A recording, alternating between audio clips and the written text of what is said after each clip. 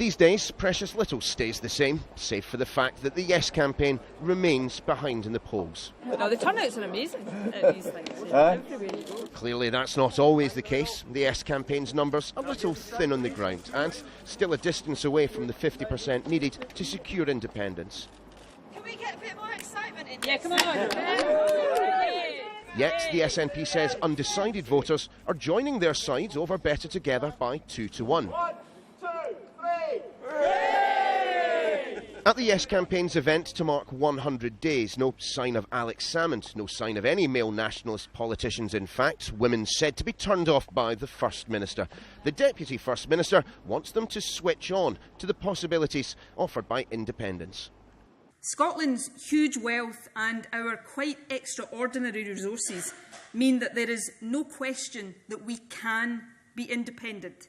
We should be independent because by being in control we can improve the lives of individuals, families and communities across this country. Those campaigning for independence are fond of saying that they only need to be ahead in the polls on one day, September the 18th, and with estimates of turnout well in excess of 80%, there really is still all to play for. Little wonder then that the No campaign has finally conceded it's been too negative and that their slogan, Better Together, might just be a little wet. So, time for a spot of rebranding. No thanks thought to be a softer, more positive message, although there's only so much positivity can ever be injected into the word no. With a Westminster guarantee of more powers for Scotland if voters respond in the negative, the campaign needs them to recognise it's no longer a vote for the status quo. My essential message today is this.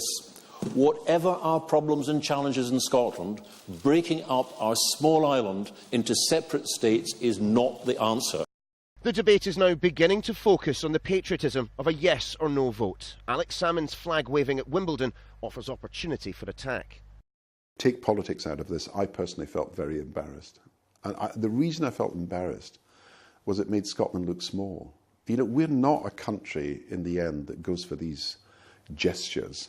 Not that the First Minister will accept the charge that being pro-independence means being anti-English.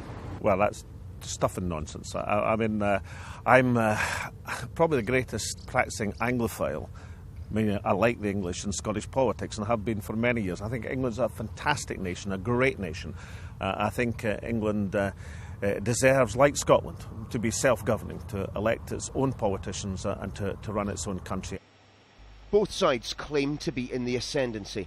Both are arguing that their vision of Scotland's future is brightest. Only one thing is certain. No matter which way Scotland votes come September, things will never be the same again. Neil Patterson, Sky News.